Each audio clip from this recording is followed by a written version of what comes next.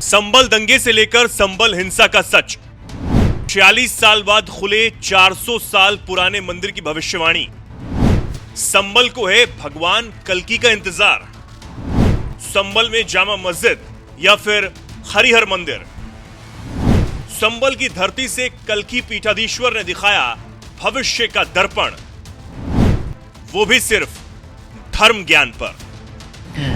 और मुझे लगता है कि कल्कि भगवान का अवतार का जो समय है वो अब नजदीक आ रहा है।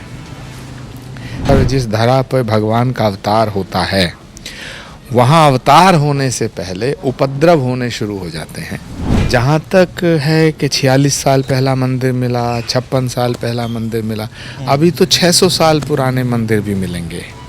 साजिश में, इतिहास को मिटाने की साजिश में समाजवादी पार्टी इन्वॉल्व है, कांग्रेस के कुछ नेता इन्वॉल्व हैं। और आज हम संभल में पहुंचे हैं, जहां मेरे साथ मौजूद हैं आचार्य प्रमोद कृष्णम। संभल में क्या कुछ विवाद है, उन्हीं से आज जानेंगे। जो मंदिर मिला 46 साल बाद उसका ताला खुला। सबसे पहले महाराज जी, आपका बहुत बहुत स्वागत है NMF न्यूज़ पर। जो 46 साल बाद 78 में मंदिर बंद हुआ, उसके बाद कल प्रशासन ने कार्रवाई जो की, उसके बाद मंदिर खुला। अब आगे क्या और भी मंदिर ऐसे चिन्हित किए जाएंगे? देखिए, संभल एक पौराणिक स्थल है और ऐतिहासिक स्थल है। संभल वो स्थान है जहाँ पर भगवान श्री कल्कि का अवतार होगा। तो पुराणों में लिखा है कि भगवान का अंतिम अवतार श्री कल्कि के रूप में इसी धरती पे होगा। 24 कोस की परिधि में होगा। और ये मैं नहीं कह रहा हूँ, स्कंद पुराण, भविष्य पुराण, कल्कि पुराण और श्रीमद् भागवत में इसका उल्लेख है कि भगवान कलयुग में श्री कल्कि नारायण के रूप में आएंगे। तो जिस स्थान पर, जिस धरा पर भगवान का अवतार होता है वहाँ अवतार होने से पहले उपद्रव होने शुरू हो जाते हैं। और मुझे लगता है कि कल्कि भगवान का अवतार का जो समय है वो अब नज़दीक आ रहा है। जहाँ तक है कि 46 साल पहला मंदिर मिला, 56 साल पहला मंदिर मिला, अभी तो 600 साल पुराने मंदिर भी मिलेंगे, 700 साल पुराने मंदिर भी मिलेंगे। क्योंकि इस देश की आज़ादी के बाद और इस देश की आज़ादी से पहले हिंदुओं की आस्था को रौंदने का काम किया गया, ठेस पहुंचाने का काम किया गया। सनातन को समाप्त करने की साजिश रची गई। और ये आज से नहीं हो रहा, ये सिलसिला 1000 साल से चल रहा है। लेकिन भगवान की कृपा है और तमाम ऋषि मुनि महात्माओं की तपस्या का फल है कि सनातन ना मिटा है और ना मिटेगा। जामा मस्जिद का तो विवाद है, सर्वे हो चुका है 2 बार, अभी रिपोर्ट दाखिल नहीं हुई है। उसका बताइए, क्या वाकई में वहाँ हरिहर मंदिर था, या सिर्फ जो है ये जो दावा हिंदू पक्ष की तरफ से किया गया है? सवाल दावे का नहीं है, ना सवाल दावे का है, ना सवाल वादे का है, सवाल इतिहास का है। इतिहास में अंकित है, इतिहास में दर्ज है कि बाबर ने, औरंगजेब ने, मीर बाकी ने मंदिरों को तोड़ा, मोहम्मद गौरी ने मंदिरों को तोड़ा।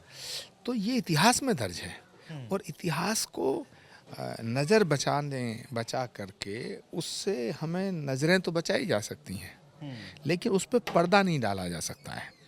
बहुत दिनों तक पर्दा डाला गया, लेकिन सवाल इस बात का है कि अब भारत की सरकारों को, भारत के तमाम न्यायाधीशों को ये सोचना है कि क्या हमारा जो इतिहास है, अगर वो बुरा है या भला है, इतिहास तो इतिहास है, तो क्या उस पर सुनने और पढ़ने पे पाबंदी लगाएंगे? हम ये नहीं कहते कि मस्जिदों को तोड़ के मंदिर बना दो ना। अगर कोई मस्जिद तोड़ के मंदिर बनाता है तो मैं उसका विरोध करूंगा, लेकिन जो मंदिर तोड़ के मस्जिदें बनी हैं, और वो भी कोई बाबर ने बनाई, कोई औरंगजेब ने बनाई, हिंदुस्तान के मुसलमानों ने मंदिर थोड़ी तोड़े। ये तो मुगलों ने तोड़े ना। भारत के मुसलमान और मुस्लिम भाई बहनों को अपने आप को भारत की मिट्टी से जोड़ना है, बाबर से नहीं जोड़ना है। तो ये पाप बाबर ने किया। तो जो बाबर ने पाप किया है उसे जानने का हक तो है। तो उस पर अगर कोई ये कहता है साहब यहाँ क्या था, हमारा इतिहास क्या था, तो उसमें क्या प्रॉब्लम है? अच्छा महाराज जी, काशी ज्ञानवापी में अगर पता चल जाता है, सर्वे में 1% मान लेते हैं कि रिपोर्ट आ जाती है कि ये मंदिर को तोड़कर बनाया गया, संभल में भी ऐसी रिपोर्ट आ जाती है, और आपका कहना है कि मस्जिद को तोड़कर मंदिर नहीं बनाना, तो फिर इन चीज़ों की ज़रूरत क्यों, या फिर ये किया क्यों जा रहा है फिर? अरे भाई, आपके दादा परदादा अगर कोई काम बुरा कर गए तो उसकी सजा आपको नहीं मिलनी चाहिए, मगर वो उन्होंने गलत काम किया ये तो पता लगना चाहिए, नहीं तो फिर सारे इतिहास को मिटा दो। इसमें प्रॉब्लम क्या है? मतलब पता लगाकर ऐसे ही छोड़ देंगे यथास्थिति? इतिहास का मतलब क्या है? फिर इतिहास को खत्म कर दो। अब भारत गुलाम रहा, अंग्रेजों ने जुल्म किया, तो क्या उसको इतिहास से मिटा दिया जाए? ऐसे ही बाबर ने, औरंगजेब ने, मीर बाकी ने और तैमूर लंग ने, नादिर शाह ने, मोहम्मद गौरी ने भारत पर आक्रमण किया या नहीं किया? किया ना।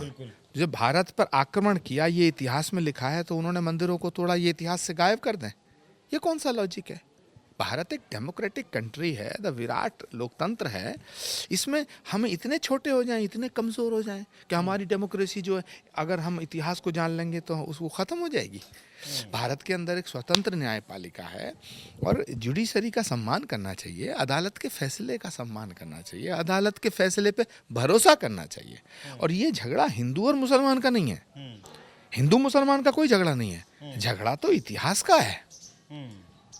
अब इतिहास को ख़त्म कर दिया जाए या इतिहास को जान लिया जाए, फैसला इस पे होना है कि यहाँ था क्या।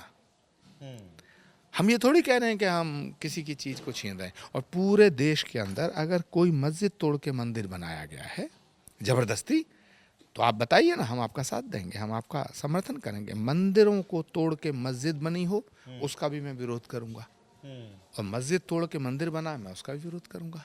क्यों? क्योंकि सच जो है, किसी भी धर्म की बुनियाद सच है, और मस्जिदों को तोड़ के मंदिर बनाने की अनुमति सनातन नहीं देता, लेकिन मंदिरों को तोड़ के मस्जिद बनाने की इजाज़त इस्लाम भी नहीं देता। तो जिन बादशाहों ने ये गुनाह किया है वो सामने आने चाहिए, साफ होना चाहिए।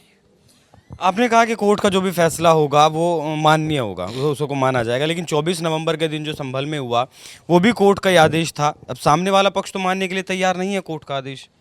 नहीं, कोर्ट का आदेश तो मानना पड़ेगा, पक्ष और विपक्ष का मसला थोड़ी। अदालत तो अदालत है, अदालत के फैसले से अगर आप सहमत नहीं है तो बड़ी अदालत में जाइए, वहाँ भी कोई सहमत नहीं है तो और बड़ी अदालत में जाइए। वो तो हिंसा में विश्वास रखते हैं, लेकिन नहीं, मुझे नहीं लगता कि संभल के लोग हिंसा में विश्वास रखते हैं। संभल के लोग अमन पसंद लोग हैं, लेकिन ये जो समाजवादी पार्टी के कुछ नेता हैं ना, इन्होंने ये पाप किया है। इन्होंने उनको भड़काया, पहले भड़काया, उकसाया, पत्थर फेंकवाया, फिर मरवाया और फिर मुआवजा भिजवाया।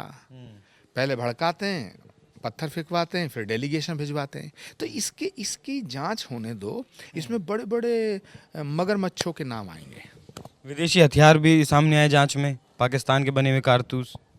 इंटरनेशनल साजिश है, और ये साजिश कोई एक वर्ग के खिलाफ नहीं है, ये कोई एक राज्य के, एक जिले के खिलाफ नहीं है, ये पूरे के पूरे सनातन के खिलाफ साजिश है। और बहुत दुर्भाग्यपूर्ण बात है कि सनातन को मिटाने की इस साजिश में, इतिहास को मिटाने की साजिश में समाजवादी पार्टी इन्वॉल्व है, कांग्रेस के कुछ नेता इन्वॉल्व हैं, हाँ, इन्वॉल्व हैं। ठीक है महाराज जी, एक आखिरी सवाल। 68 तीर्थ बताए जाते हैं संभल के चारों तरफ। डीएम साहब का कहना है कि 19 कूप और 29 जो मंदिर हैं उन्हें चिन्हित कर लिया गया, बाकी को भी किया जाएगा। मैं संभल के जिला प्रशासन को, उत्तर प्रदेश की सरकार को बधाई देना चाहता हूँ कि उन्होंने बड़ी समझदारी से और बड़ी दिलेरी से, बहादुरी से काम किया, वरना तो सब मारे जाते। षड्यंत्र बहुत बड़ा था, संभल को दंगों की आग में झोंकने की साजिश थी जो नाकाम की गई है। अभी आप कह रहे हैं अमन पसंद है संभल। संभल की जनता अमन पसंद है, लेकिन संभल के जो नेता हैं ये तो खुराफाती हैं।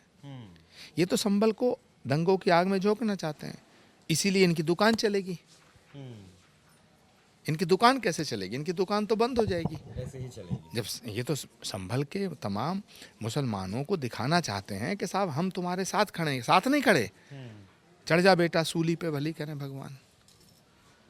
किसी नेता का बच्चा तो मरा नहीं, ना नेता मरा। बिल्कुल। ये तो दूर से कह रहे हैं कि हम आएंगे हम आएंगे हम आएंगे। इन्हें पता आप प्रशासन आने नहीं देगा। और ये क्यों आना चाहते हैं? मौतों पे राजनीति नहीं करनी चाहिए। जिनकी मौतें हुई हैं मैं उनके लिए अफसोस प्रकट करता हूँ। मुझे दुख है, बच्चा किसी का भी मरे, लेकिन उस बच्चे के हाथ में पत्थर किसने दिए? उस बच्चे के हाथ में हथियार किसने दिया? उन बालकों के हाथों में जो हथियार थे वो किसने दिए? और वो किसे मारने आए थे, किसे मारना चाहते थे? तो ये जांच का विषय है और मुझे लग रहा है निष्पक्ष जांच होगी तो दूध का दूध पानी का पानी हो जाएगा। अयान जो लड़का मरा है इसमें, मैं उसकी माताजी से मिला था, उस दौरान भी मैंने संभल कवर किया था, तो उनका कहना था कि कोई दिक्कत नहीं, हमारा बेटा मस्जिद के लिए शहीद हो गया। मैं इस पर कोई टिप्पणी नहीं करना चाहता। ये कोई शहादत नहीं है, ये गुमराह किया जा रहा है, ये देश को तोड़ने की साजिश है।